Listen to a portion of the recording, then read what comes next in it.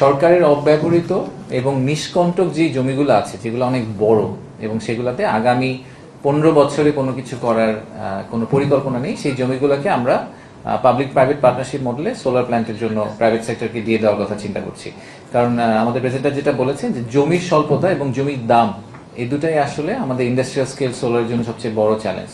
তো যদি আমি জমিটা আমার ইকুইটি হিসেবে, সরকারের ইকুইটি হিসেবে দিয়ে দিতে পারি একটা পার্টনারশিপ মডেলে, তাহলে আসলে জমির খরচটা ওখান থেকে উঠে যাচ্ছে। উঠে গেলে যেটা হবে যে আমাদের হয়তো পার কিলোওয়াটেও আসলে কস্টটা সিগনিফিকেন্টলি কমে আসবে। তার চেয়ে বড় কথা যে জমির মানে সহজলভ্যতা, যেটা আমাদের সবচেয়ে বড় ইস্যু, সেই ইস্যু থেকে আমরা একটা মুক্তি পেতে পারবো হয়তো। তো আমরা প্রথম যে প্রজেক্টটা করছি সেটা বেজার একটা জমির উপরে, ফেনীতে, নোয়াখালীর দিকে, প্রায় 135 মেগাওয়াটের একটা জমি। এবং ইনফ্যাক্ট আপনারা এটা শুনলে খুশি হবে যে ওখানে আসলে এই বিএসএস, ব্যাটারি বেস সিস্টেম বলে, যেটা এনার্জি স্টোরেজ সিস্টেমকে ওটার মধ্যে ধরেই প্ল্যান করা হয়েছে। কারণ আমরা চাচ্ছি যে সোলার এনার্জিটা আসলে সন্ধ্যাবেলা ব্যবহার করা হোক।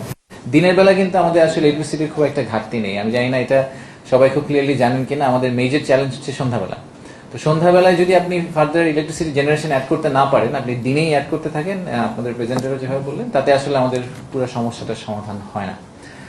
এবং একই সাথে প্রধানমন্ত্রী একটা নির্দেশনা দিয়েছিলেন বিভিন্ন মন্ত্রণালয়কে যে তাদের এরকম বড় বড় জমির লিস্ট আমাদের কাছে পাঠাতে, পিপিপি অথরিটির কাছে পাঠাতে। তো প্রথম রাউন্ডে 4টা সংস্থা অলরেডি পাঠিয়েছেন। তো তাদের থেকে যে আমরা যে কটা পেয়েছি, তার থেকে আমি অ্যাটলিস্ট আরো 5টা প্রজেক্ট দেখতে পাচ্ছি যে এরকম 200-300 মেগাওয়াটের করা সম্ভব। সো আমার কাছে মনে হয় যে মানে সমস্যার সমাধানগুলা ঠিক যেরকম আজকে প্রেজেন্ট করা হলো, এরকম সমস্যার সমাধানগুলা কিন্তু আসলে আমাদের মধ্যেই আছে। এবং আমাদের দেশের মানুষের মধ্যেই আপনি যদি মোটামুটি একটা প্যানেল অফ এক্সপার্টসদেরকে নিয়ে আসেন, সবাই মিলে একটা কনসেনসাস সলিউশন সেটা চলে আসে। তো তারপরে যে জায়গাটা গিয়ে আমরা আটকে যাই, সেটা হচ্ছে যে সমস্যার সমাধানগুলোকে আর আমরা বাস্তবায়ন করতে পারি না কোনো কারণে। দেখা যায় যে বাস্তবায়নের যে রূপটা আমরা দেখি, সেই রূপটা এত জটিল একটা রূপ হয়ে যায় যে একদম জেনারেল লেভেল কনজিউমারের পক্ষে এটা কোনোভাবেই ডাইজেস্ট করা সম্ভব হয় না।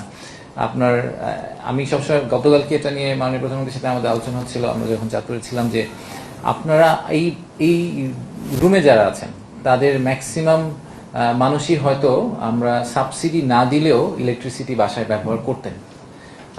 আমরা কিন্তু এখন সবাই সাবসিডি পাই, রাইট? আমার বাসায় যে এসিটা চলে, আজকে এখানে যে এসিটা চলছে, এই এসিটাতে কিন্তু সাবসিডি দেওয়া হয়েছে সরকার থেকে।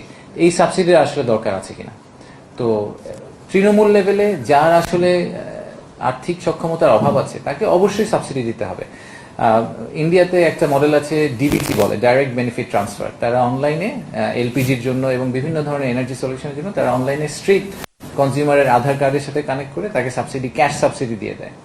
কিন্তু আমরা যে সাবসিডিটা দিই, যেটা এই ম্যাক্রো লেভেলে যে সাবসিডিটা দিই পিডিবি থেকে, এইটা আসলে সাস্টেইনেবল না।